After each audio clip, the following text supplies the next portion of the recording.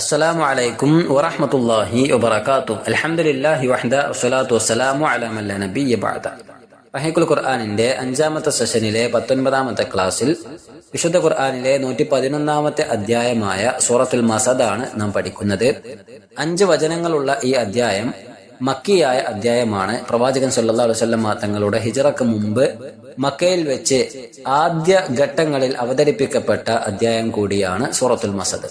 പ്രവാചകൻ സല്ലല്ലാഹു അലൈഹി വസല്ലം തങ്ങൾ തനിക്ക് ലഭിച്ച തൗഹീദിന്റെ വെട്ടം അത് ജനങ്ങളിലേക്ക് എത്തിക്കുവാനായി പ്രബോധന പ്രവർത്തനങ്ങളിലേക്ക് ഇറങ്ങിയ ആ ഒരു ഘട്ടത്തിൽ റസൂലുള്ളാഹി സ്വല്ലല്ലാഹു അലൈഹി വസല്ലം തങ്ങൾക്ക് വലിയ രീതിയിലുള്ള ആക്ഷേപങ്ങൾ തന്റെ കുടുംബക്കാരിൽ നിന്ന് പോലും ഏൽക്കേണ്ടി വന്നതായി നമുക്കറിയാം. അത്തരത്തിൽ ആദ്യഘട്ടത്തിൽ ഖുറൈശികളോട് അഭിസംബോധന ചെയ്യുവാൻ വേണ്ടി നബി കരീം സല്ലല്ലാഹു അലൈഹി വസല്ലം തങ്ങൾ തനിക്ക് ആഹ്വാനം നൽകപ്പെട്ട ആ ഒരു സന്ദേശവുമായി കൊണ്ട് ബത്ഹായിലേക്ക് പ്രവേശിക്കുന്നുണ്ട്. അങ്ങനെ അവിടെയുള്ള സഫാ കുന്ന് കയറിക്കൊണ്ട് പ്രവാചകൻ സല്ലല്ലാഹു അലൈഹി വസല്ലം തങ്ങൾ ഖുറൈശികളെ ഒന്നടങ്കം വിളിച്ചു വരുത്തുകയും ചെയ്യുന്നുണ്ട്.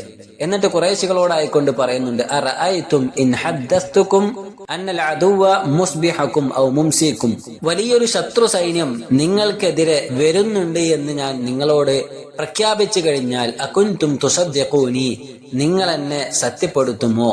ഖുറൈശികൾ ഒന്നടങ്കം പറഞ്ഞു, ഖാലു നഅം, അതെ, ഞങ്ങൾ താങ്കളെ സത്യപ്പെടുത്തും. കാരണം ഖുറൈശികൾക്കിടയിലെ അൽ അമീൻ, ഏറ്റവും വിശ്വസ്തൻ എന്ന് അറിയപ്പെട്ടിരുന്ന മുഹമ്മദ് നബി കരീം സല്ലല്ലാഹു അലൈഹി വസല്ലം തങ്ങൾ ഒരിക്കലും തന്നെ കളവ് പറയുകയില്ല എന്ന് ഖുറൈശികൾക്കൊന്നടങ്കം അറിയാവുന്ന കാര്യമായിരുന്നു. അവർ അതിൽ ഏകാഭിപ്രായക്കാരായിരുന്നു. എന്നിട്ട് ശേഷം പ്രവാചകൻ സല്ലല്ലാഹു അലൈഹി വസല്ലം തങ്ങൾ ഖുറൈശികളോടായിക്കൊണ്ട് പറയുന്നുണ്ട്, ഫഇന്നി നദീറുൽ ലക്കും ബൈന യദൈ അദാബുൻ ശദീദ്, അഥവാ നിങ്ങൾക്ക് വലിയ ഘോരമായ ഒരു ശിക്ഷ വന്നു ഭവിക്കാനുണ്ട്.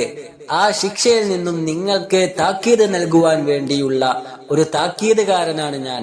ലാ ഇലാഹ ഇല്ലല്ലാ എന്ന സന്ദേശവുമായി കൊണ്ടാണ് നിങ്ങൾക്ക് മുമ്പിൽ ഞാൻ വന്നിരിക്കുന്നത് എന്ന് പ്രഖ്യാപിച്ചപ്പോൾ ഖുറൈശികളുടെ കൂട്ടത്തിൽ നിന്നും അബൂലഹബ് എഴുന്നേറ്റ് നിന്നുകൊണ്ട് പറയുന്നുണ്ട്, അലിഹാദാ ജമഅതന, അല്ലയോ മുഹമ്മദേ, ഇതിനു വേണ്ടിയാണോ നീ ഞങ്ങൾ ഒരുമിച്ച് കൂട്ടിയത്?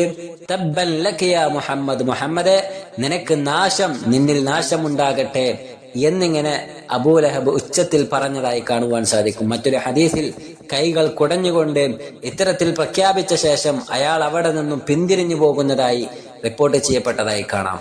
ആ ഒരു വേളയിലാണ്, അല്ലെങ്കിൽ ആ ഒരു ആശയത്തെ ഖണ്ഡിച്ചുകൊണ്ടാണ് ഈ അധ്യായം അവതീർണമാകുന്നത്. അല്ലാഹു സുബ്ഹാനഹു വ തആല ഈ അധ്യായത്തിലൂടെ അബൂലഹബിനെതിരെയാണ് വലിയ രീതിയിൽ, അതിശക്തമായ രീതിയിൽ തന്നെ ചില സംസാരങ്ങൾ ഉന്നയിക്കുന്നത്. തബ്ബത് യദാ അബീ ലഹബിൻ വ തബ്ബ് എന്നിങ്ങനെയുള്ള ആ പരാമർശങ്ങൾ അബൂലഹബിനെ പേരെടുത്തുകൊണ്ട് പറഞ്ഞതായി കാണുവാൻ സാധിക്കും. പ്രവാചകൻ സല്ലല്ലാഹു അലൈഹി വസല്ലം തങ്ങളുടെ പ്രബോധനത്തിന്റെ ആദ്യകാലങ്ങളിൽ ഏറ്റവും വലിയ പ്രയാസങ്ങൾ സൃഷ്ടിച്ച വ്യക്തിയാണ് അബൂലഹബ്. നബി കരീം സല്ലല്ലാഹു അലൈഹി വസല്ലം തങ്ങളുടെ തൗഹീദിന്റെ പ്രബോധനം എപ്പോൾ തുടങ്ങിയോ അപ്പോൾ മുതൽ തന്നെ അയാൾ നബി സല്ലല്ലാഹു അലൈഹി വസല്ലം തങ്ങളുടെ ശത്രുവായി പ്രത്യക്ഷപ്പെട്ടു. അല്ലാഹുവിന്റെ റസൂൽ സല്ലല്ലാഹു അലൈഹി വസല്ലം തങ്ങളുടെ പിതൃവ്യനായിരുന്ന അബൂലഹബ് എന്ന ഈ വ്യക്തിയുടെ യഥാർത്ഥ നാമം അബ്ദുൽ ഉസ്സ എന്നായിരുന്നു. അഥവാ ഉസ്സ എന്നൊരു വിഗ്രഹത്തിന്റെ അടിമ എന്ന അർത്ഥമായിരുന്നു അയാളുടെ പേരിനുണ്ടായിരുന്നത്. ഖുറൈശികളുടെ കൂട്ടത്തിൽ തന്റെ മുഖം വളരെ ശോഭയും തെളിച്ചവും ഉണ്ടായിരുന്നതിനാലാണ് നാട്ടുകാർ അദ്ദേഹത്തെ ജ്വലിക്കുന്ന മുഖമുള്ളവൻ എന്ന അർത്ഥത്തിൽ അബൂലഹബ് എന്ന് വിളിച്ചിരുന്നത്. അബൂലഹബിനെ പോലെ തന്നെ നബി സല്ലല്ലാഹു അലൈഹി വസല്ലം തങ്ങളുടെ മറ്റൊരു പിതൃവ്യനായിരുന്നു അബൂ ത്വാലിബും. എന്നാൽ അദ്ദേഹം റസൂലുള്ളാഹി സ്വല്ലല്ലാഹു അലൈഹി വസല്ലം തങ്ങളുടെ വാത്സല്യം നിറഞ്ഞ രക്ഷാകർത്താവായിരുന്നു എന്ന് മാത്രമല്ല, അദ്ദേഹം ശിർക്കിൽ ഉറച്ചു നിന്നുകൊണ്ട് തന്നെ റസൂലുള്ളാഹി സ്വല്ലല്ലാഹു അലൈഹി വസല്ലം തങ്ങളെ മരണം വരെ തന്നാൽ കഴിയും വിധം സഹായിച്ചു കൊണ്ടിരിക്കുകയും ചെയ്തിരുന്നു. ആദർശം സ്വീകരിക്കുവാൻ അബൂ ത്വാലിബ് തയ്യാറായിരുന്നില്ലെങ്കിലും അബൂലഹബിനെ പോലെ വലിയ രീതിയിൽ പ്രയാസങ്ങൾ അടിച്ചുവിടുവാനും യാതൊരു പരിഗണനയും, കുടുംബക്കാരനാണ് എന്ന രീതിയിൽ യാതൊരു പരിഗണനയും കൊടുക്കാതിരിക്കുവാനും അബൂ ത്വാലിബ് ഒരിക്കലും തയ്യാറായിരുന്നില്ല. എന്നാൽ അബൂലഹബാകട്ടെ ചുരുങ്ങിയ പക്ഷം സ്വന്തം സഹോദരപുത്രൻ എന്ന നിലയ്ക്ക് ഉപദ്രവിക്കാതിരിക്കുകയെങ്കിലും ചെയ്തില്ല. നേരെ മറിച്ച് കിട്ടിയ അവസരമെല്ലാം തിരുമേനിയെ ഉപദ്രവിക്കുവാനും അപമാനിക്കുവാനും ജനമധ്യത്തിൽ വഷളാക്കുവാനും ഒക്കെ വിനിയോഗിക്കുകയായിരുന്നു ചെയ്തിരുന്നത്. പ്രവാചകനും അബൂലഹബും അയൽവാസികളുമായിരുന്നു. എന്നാൽ നബി കരീം സല്ലല്ലാഹു അലൈഹി വസല്ലം തങ്ങളുടെ വാതിൽക്കൽ മലിന വസ്തുക്കൾ വലിച്ചിടുവാനും പ്രവാചകൻ സല്ലല്ലാഹു അലൈഹി വസല്ലമ തങ്ങളെ ഉപദ്രവിക്കാനുമൊക്കെ ആയിരുന്നു അയാൾ ആ അയൽപക്ക ബന്ധം ഉപയോഗിച്ചിരുന്നത് എന്ന് ഹദീസുകളിൽ കാണുവാൻ സാധിക്കും. ഖുറൈശികളുടെ ഒരു നേതാവ് കൂടിയായിരുന്നു അബൂലഹബ് എന്ന കാരണത്താൽ തന്നെ കൂടുതൽ ഉപദ്രവങ്ങൾ അഴിച്ചുവിടുവാനുള്ള സാഹചര്യവും കഴിവും തന്റെ ഇടവും അബൂലഹബിന് ഉണ്ടായിരുന്നു എന്ന് അതിലൂടെ നമുക്ക് മനസ്സിലാക്കാം. അതിനാൽ തന്നെ പ്രവാചകരെ നിരന്തരം പിന്തുടർന്ന് അയാൾ ആക്ഷേപിക്കുകയും പരിഹസിക്കുകയും ചെയ്തുകൊണ്ടേയിരുന്നു. റബീഅത്ത് ഇബ്നു അബ്ബാദ് റളിയല്ലാഹു തആല അൻഹു ഉദ്ധരിക്കുന്ന ഒരു ഹദീസിൽ അദ്ദേഹം പറയുന്നതായി കൊണ്ട് കാണാം. അദ്ദേഹം ദൈൽ എന്ന ഗോത്രത്തിൽപ്പെട്ട വ്യക്തിയാണ്. റഅയ്തു നബിയ സല്ലല്ലാഹു അലൈഹി വസല്ലം ഫിൽ ജാഹിലിയ, അഥവാ ജാഹിലിയ കാലഘട്ടത്തിൽ ഇസ്ലാം സ്വീകരിക്കുന്നതിന്റെ മുമ്പ് അല്ലാഹുവിന്റെ റസൂൽ സല്ലല്ലാഹു അലൈഹി വസല്ലം തങ്ങളെ ഞാൻ കണ്ടിരുന്നു. ഫി സൂഖി ദിൽ മജാസ്, ദുൽ മജാസ് എന്ന പേരുള്ള ഒരു ചന്ത ജാഹിലിയ കാലഘട്ടത്തിൽ ഉണ്ടായിരുന്നു. ആ ചന്തയിൽ വെച്ച് റസൂലുള്ളാഹി സ്വല്ലല്ലാഹു അലൈഹി വസല്ലം തങ്ങളെ ഞാൻ കാണുകയുണ്ടായി. വഹുവ യഖൂൽ യാ അയ്യുഹന്നാസ് ഖൂലു ലാ ഇലാഹ ഇല്ലല്ലാഹ് തുഫ്ലിഹു. പ്രവാചകൻ സല്ലല്ലാഹു അലൈഹി വസല്ലം തങ്ങൾ ആ ചന്തയിൽ ജനങ്ങളെ ദഅവത്ത് നടത്തുകയായിരുന്നു, ലാ ഇലാഹ ഇല്ലല്ലാഹിലേക്ക് ക്ഷണിക്കുകയായിരുന്നു. അല്ലയോ ജനങ്ങളെ, നിങ്ങൾ ലാ ഇലാഹ ഇല്ലല്ലാഹ് പറയൂ, പ്രഖ്യാപിക്കൂ, എന്നാൽ നിങ്ങൾക്ക് വിജയം കൈവരിക്കാം എന്നിങ്ങനെ ദഅവത്ത് നടത്തിക്കൊണ്ടിരിക്കുകയായിരുന്നു. വന്നാസു മുജ്തമിഊന അലൈഹി, ജനങ്ങൾ ആ പ്രവാചകർക്ക് ചുറ്റും വട്ടം കൂടിയിരുന്നതായി ഞാൻ കണ്ടിരുന്നു. ആ വേളയിൽ വവറാഅഹു റജുലുൻ വദീഉൽ വജ്ഹി അഹ്വൽ സൂ അദീറതൈൻ, അഥവാ മുഖം നല്ല പ്രകാശമുള്ള ഒരു മനുഷ്യൻ റസൂലുള്ളാഹി സ്വല്ലല്ലാഹു അലൈഹി വസല്ലം തങ്ങളുടെ പിന്നിൽ നിന്നും ഇങ്ങനെ ഒച്ചപ്പാടുണ്ടാക്കുന്നതായി കൊണ്ട് ഞാൻ കണ്ടു. യഖൂൽ, ആ മനുഷ്യൻ ഇങ്ങനെ പറയാണ്, ഇന്നഹു സാബിഉൻ കാദിബുൻ, അഥവാ ഇവൻ മതം മാറിയാണ്, അവൻ കള്ളനാണ് എന്നിങ്ങനെ ഉച്ചത്തിൽ പറയുന്നതായി കൊണ്ട് ഞാൻ കണ്ടു.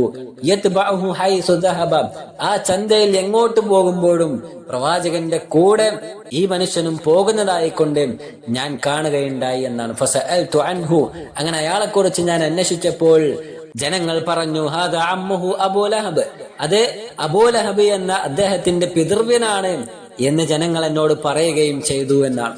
ഇപ്രകാരം നബി കരീം സല്ലല്ലാഹു അലൈഹി വസല്ലം തങ്ങളെ നിരന്തരം തുടർച്ചയായി പിന്നാലെ നടന്ന് ഉപദ്രവിക്കുവാനായിരുന്നു അബൂലഹബ് തന്റെ ബന്ധം വിനിയോഗിച്ചിരുന്നത് എന്ന് നമുക്ക് മനസ്സിലാക്കുവാൻ സാധിക്കും. ഇപ്രകാരം അയാളുടെ ഭാഗത്തു നിന്നുള്ള ശല്യവും ഉപദ്രവവും അതിക്രമിച്ചതുകൊണ്ടും ഇസ്ലാമിൽ വിശ്വസിച്ചില്ലെങ്കിൽ പോലും പല നിലക്കും നബി കരീം സല്ലല്ലാഹു അലൈഹി വസല്ലം തങ്ങളെ സഹായിക്കേണ്ടിയിരുന്ന അബൂലഹബ് ഇത്രയും നീചവും നികൃഷ്ടവുമായ പെരുമാറ്റം റസൂലുള്ളാഹി സ്വല്ലല്ലാഹു അലൈഹി വസല്ലം തങ്ങളോടും ഇസ്ലാമിനോടും സ്വീകരിച്ചതുകൊണ്ടുമൊക്കെ ആയിരിക്കാം അവന്റെ പേരെടുത്തുകൊണ്ട് തന്നെ തുറന്ന ഭാഷയിൽ അല്ലാഹു സുബ്ഹാനഹു വ തആല അവനെ ശപിച്ചാക്ഷേപിച്ചത്.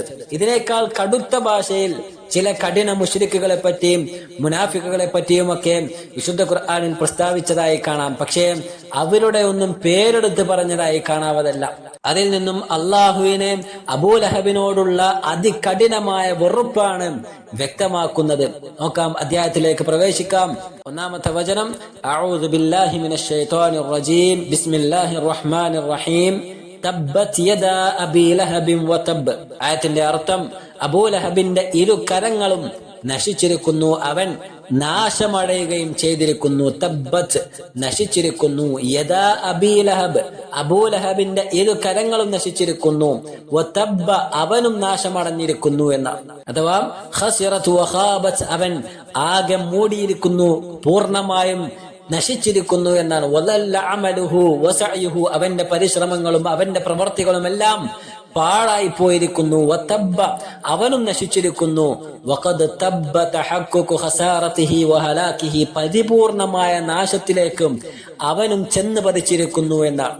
പ്രവാചകൻ സല്ലല്ലാഹു അലൈഹി വസല്ലമ തങ്ങളുടെ പ്രബോധനത്തിന്, ലാ ഇലാഹ ഇല്ലല്ലയുടെ പ്രചരണത്തിന് ആദ്യകാലങ്ങളിൽ വലിയ രീതിയിൽ ശക്തമായ രീതിയിൽ തന്നെ പ്രയാസങ്ങളും ബുദ്ധിമുട്ടുകളും അയച്ചുവിട്ട വലിയ ഉപദ്രവകാരി കൂടിയായിരുന്നു അബൂലഹബ് എന്നുള്ളത്. ഇബ്നു മസ്ഊദ് റളിയല്ലാഹു തആല അൻഹു ഉദ്ധരിക്കുന്ന ഹദീസിൽ കാണാം, അന്ന റസൂലുള്ളാഹി സ്വല്ലല്ലാഹു അലൈഹി വസല്ലം ലമ്മാ ദഅ ഖൗമഹു ഇലൽ ഈമാൻ, അഥവാ തന്റെ ജനതയെ റസൂലുള്ളാഹി സ്വല്ലല്ലാഹു അലൈഹി വസല്ലമ തങ്ങൾ ഈമാനിലേക്ക്, വിശ്വാസത്തിലേക്ക് ക്ഷണിക്കുമ്പോൾ, ഖാല അബൂലഹബ്, അബൂലഹബ് പിന്നാലെ പോയി പറയുമായിരുന്നു, ഇദാ കാന മാ യഖൂലു ഇബ്നു അഖി ഹഖൻ, അഥവാ എന്റെ ഈ സഹോദരപുത്രൻ പറയുന്ന കാര്യങ്ങൾ സത്യമായിരുന്നുവെങ്കിൽ, ഫഇന്നി അഫ്തദി നഫ്സി യൗമൽ ഖിയാമത്തി മിനൽ അദാബി ബിമാലി വവലദി, അഥവാ പരലോകത്ത് എന്റെ സമ്പത്തും എന്റെ സന്താനങ്ങളെയും ഒക്കെ പകരം നൽകിക്കൊണ്ട് എന്റെ ശരീരത്തെ ഞാൻ അവന് വേണ്ടി നൽകുന്നതായിരിക്കും, അവന്റെ ആദർശങ്ങൾക്ക് വേണ്ടി ഞാൻ പണയം വെക്കുന്നതായിരിക്കും എന്ന് പ്രഖ്യാപിച്ചതായി കാണാം. അഥവാ അവൻ പറയുന്നത് സത്യമാണെങ്കിൽ ഞാൻ ഇങ്ങനെയൊക്കെ ചെയ്യും എന്നിങ്ങനെ വെല്ലുവിളിക്കുന്ന രീതിയിൽ സംസാരിക്കുന്നതായി കാണാം. അതിനെ ആക്ഷേപിച്ചുകൊണ്ടാണ് രണ്ടാമത്തെ വചനത്തിൽ അല്ലാഹു സുബ്ഹാനഹു വ തആല പറഞ്ഞത്, മാ അഗ്ന അൻഹു മാലുഹു വമാ കസബ്, അവന്റെ ധനമോ അവൻ സമ്പാദിച്ചു വെച്ചതോ ഒന്നും തന്നെ അവന് ഉപകാരപ്പെട്ടിട്ടില്ല. മാ അഗ്ന അൻഹു, അവൻ ഉപകാരപ്പെട്ടിട്ടില്ല. മാലുഹു, അവന്റെ സമ്പാദ്യമോ, വമാ കസബ, അവൻ സമ്പാദിച്ചു വെച്ചതോ അവന്റെ സന്താനങ്ങളോ ഒന്നും തന്നെ അവന് യാതൊരു ഉപകാരവും ഉണ്ടാക്കുകയില്ല. അഥവാ സമ്പാദ്യം ഇഹലോകത്തും പരലോകത്തും മനുഷ്യരെ സംബന്ധിച്ചിടത്തോളം അവർക്ക് ഉപകാരമുണ്ടാകുന്ന വസ്തുവാക്കി മാറ്റാൻ കഴിയുമെങ്കിലും അബൂലഹബിനെ സംബന്ധിച്ചിടത്തോളം അത് തനിക്ക് പൂർണ്ണമായും ഉപദ്രവമായിരിക്കും ഉണ്ടാക്കുക എന്നാണ്. അവന്റെ സമ്പാദ്യമോ അവന്റെ സന്താനങ്ങളോ ഒന്നും തന്നെ അയാൾക്ക് ഇരു ലോകങ്ങളിലും യാതൊരു പോഷണവും വരുത്തുകയില്ല. മാത്രമല്ല മൂന്നാമത്തെ വചനത്തിൽ വീണ്ടും പറഞ്ഞു, തീജ്വാലകളുള്ള നരകാഗ്നിയിൽ അവൻ കടന്നെരിയുന്നതായിരിക്കുമെന്നാണ്. അവൻ കടന്നെരിയുന്നതായിരിക്കും. നാറൻ, നരകാഗ്നിയിൽ, തീജ്വാലകളുള്ള കത്തിജ്വലിക്കുന്ന നരകത്തിന്റെ ആഴിയിലേക്ക് അവൻ പ്രവേശിക്കുന്നതായിരിക്കും. അബൂലഹബിനെ അതിശക്തമായ ഭാഷയിൽ അല്ലാഹു സുബ്ഹാനഹു വ തആല താക്കീത് ചെയ്യുകയാണ് ഈ വചനത്തിലൂടെ. അബൂലഹബിന്റെ ഭാര്യയും അബൂലഹബിന്റെ തികച്ചും യോജിച്ച ഒരു ഭാര്യയായിരുന്നു. ഉമ്മു ജമീൽ എന്നാണ് അവളുടെ പേര്. നബി സല്ലല്ലാഹു അലൈഹി വസല്ലം തങ്ങൾക്കെതിരായ സ്വഭർത്താവിന്റെ സംരംഭങ്ങളിൽ അവളും അവനെ സഹായിക്കാറുണ്ടായിരുന്നു. അവൾക്ക് സ്വന്തമായി കഴിയുന്നത് പുറമെയും അവൾ ചെയ്യാറുണ്ടായിരുന്നു എന്ന് ഹദീസുകളിൽ കാണുവാൻ സാധിക്കും. നാലാമത്തെ വചനത്തിൽ അവൾക്കെതിരെ അല്ലാഹു സുബ്ഹാനഹു വ തആല പ്രസ്താവന ഇറക്കുന്നു, വംറഅതുഹു ഹമ്മാലത്തുൽ ഹതബ്, വിറക് ചുമട്ടുകാരിയായ അവന്റെ ഭാര്യയും നാശമടഞ്ഞിരിക്കുന്നു എന്നാണ്. വംറഅതുഹു, അവന്റെ ഭാര്യയും, ഹമ്മാലത്തുൽ ഹതബ്, അഥവാ വിറക് ചുമട്ടുകാരിയായ, ഹമ്മാലത്ത് എന്ന് പറഞ്ഞാൽ ചുമട്ട് വഹിച്ചുകൊണ്ട് നടക്കുന്നവൾ എന്നാണ് അർത്ഥം. അൽ ഹതബ് എന്ന് പറഞ്ഞാൽ വിറക്. അപ്പൊ വിറക് ചുമട്ടുകാരിയായ അവന്റെ ഭാര്യയും പൂർണ്ണമായും നശിച്ചിരിക്കുന്നു, അവളും ഒന്നിനും കൊള്ളാത്തവളായി മാറിയിരിക്കുന്നു എന്നാണ്. ഉമ്മു ജമീൽ എന്ന് പറയുന്ന ഈ സ്ത്രീ മിൻ അഷ്റാഫി ഖുറൈശ്, അഥവാ ഖുറൈശികളുടെ നേതാക്കന്മാരിൽപ്പെട്ട അറിയപ്പെട്ട വ്യക്തിത്വമായിരുന്നു അവർ. എന്നാൽ ലാകിൻ ലം യുഗ്നി അൻഹാ ശറഫുഹാ ശൈആ, അവളുടെ ഈ പ്രശസ്തിയോ അവളുടെ ഈ പെരുമയോ ഒന്നും തന്നെ അവൾക്ക് യാതൊരു പോഷണവും വരുത്തുകയില്ല. ലികൗനിഹ, അവൾ ആയത് കാരണത്താലാണ് ശാറകത് സൗജഹാ ഫിൽ ഉദ്വാനി വൽ ഇസ്മി വൽ ബഖാഇ അലൽ കുഫ്ർ, അഥവാ കുഫ്റിൽ നിലകൊള്ളുവാനും പ്രവാചകൻ സല്ലല്ലാഹു അലൈഹി വസല്ലം തങ്ങൾക്കെതിരെ ശത്രുതയും വിദ്വേഷവും അയച്ചുവിടുവാനും പ്രവാചകൻക്കെതിരെ തന്റെ ഭർത്താവിന്റെ കൂടെ കൂടി എന്ന കാരണത്താൽ ഈ പറഞ്ഞ പവിത്രതയോ ശ്രേഷ്ഠതയോ ഒന്നും തന്നെ ഇരു ലോകങ്ങളിലും അവർക്ക് ഉപകാരം ചെലുത്തുകയില്ല എന്നാണ്. തന്റെ തോഴിമാരായ സ്ത്രീകൾക്കിടയിൽ പ്രവാചകൻ സല്ലല്ലാഹു അലൈഹി വസല്ലം തങ്ങളെ സംബന്ധിച്ച് കുറ്റവും കുറവും പറഞ്ഞു പ്രചരിപ്പിക്കുകയും നബി കരീം സല്ലല്ലാഹു അലൈഹി വസല്ലം തങ്ങൾ നടക്കുന്ന വഴിയിൽ ഞെരിഞ്ഞിൽ മുള്ളിന്റെയും മറ്റു മാലിന്യങ്ങളുടെയും ഭാണ്ഡക്കെട്ടുകൾ കൊണ്ടുവന്നിട്ടുകൊണ്ട് പ്രവാചകരെയും അനുയായികളെയും കുറച്ച് ഏഷണയും പരദൂഷണവും പറഞ്ഞുണ്ടാക്കുകയും അങ്ങനെയൊക്കെ ചെയ്തുകൊണ്ട് തുടർച്ചയായി പ്രവാചകർക്കും സ്വഹാബത്തിനും ഉപദ്രവമുണ്ടാക്കുവാനായിരുന്നു അവർ അവരുടെ ആയുസ് ഒഴിഞ്ഞു വെച്ചിരുന്നത് എന്നാണ്. ഇക്കാരണത്താൽ അവളും അള്ളാഹുവിന്റെ കടുത്ത ശാപത്തിനും കോപത്തിനും പാത്രമായി തീർന്നിരിക്കുന്നു എന്ന് അല്ലാഹു സുബ്ഹാനഹു വ തആല ഈ അധ്യായത്തിലൂടെ പ്രഖ്യാപിക്കുകയാണ്. ശേഷം അല്ലാഹു അവളെ ആക്ഷേപിച്ചുകൊണ്ട് വീണ്ടും പറയുന്നു, ഫീ ജീദിഹാ ഹബ്ലും മിൻ മസദ്, അവളുടെ കഴുത്തിൽ ഈന്തപ്പന നാര് കൊണ്ടുള്ള ഒരു കയറുണ്ടായിരിക്കുമെന്നാണ്. ഫിജീദിഹ, അവളുടെ കഴുത്തിലുണ്ടായിരിക്കും, ഹബലിൻ, ഒരു നാരുണ്ടായിരിക്കും, മിൻ മസദിൻ, ഈന്തപ്പനയാലുള്ള, അഥവാ ഈന്തപ്പന കൊണ്ടുള്ള ഒരു നാര് വിറക് കെട്ടിച്ചുമക്കുവാൻ വേണ്ടി അവൾ അവളുടെ കഴുത്തിൽ തൂക്കിയിടുമെന്നാണ്. കഴിഞ്ഞ വചനത്തിൽ അല്ലാഹു സുബ്ഹാനഹു വ തആല ഹമ്മാലത്തുൽ ഹതബ്, അഥവാ വിറക് ചുമട്ടുകാരി എന്ന് വിശേഷിപ്പിച്ച് അവളെ നിന്ദിക്കുകയാണ് ചെയ്തത്. അതേപോലെ തന്നെ ഈ വചനത്തിൽ കഴുത്തിൽ കയറുമായി നബി കരീം സല്ലല്ലാഹു അലൈഹി വസല്ലമ തങ്ങൾക്കെതിരെ വിറക് ശേഖരിക്കുവാൻ മിനക്കെട്ടിരുന്ന അവൾക്ക് അതിന് തികച്ചും അനുയോജ്യമായ ശിക്ഷയായിരിക്കും നരകത്തിലും അനുഭവപ്പെടുക എന്ന ആശയത്തിലാണ് ഇവിടെ അല്ലാഹു സുബ്ഹാനഹു വ തആല ഫീ ജീദിഹാ ഹബ്ലും മിൻ മസദ് എന്ന് സൂചിപ്പിച്ചിട്ടുള്ളത്. രണ്ടുപേർക്കും ഇഹത്തിലും പരത്തിലും നാശമാണ് ഉള്ളത് എന്നും അവരെ കൊണ്ടുള്ള ശല്യത്തെക്കുറിച്ച് വിലപിക്കേണ്ടതില്ല എന്നും പ്രവാചകൻ സല്ലല്ലാഹു അലൈഹി വസല്ലമ തങ്ങൾക്ക് സന്തോഷ വാർത്ത അറിയിക്കുക കൂടിയാണ് ഈ അധ്യായത്തിൽ അടങ്ങിയിരിക്കുന്നത്.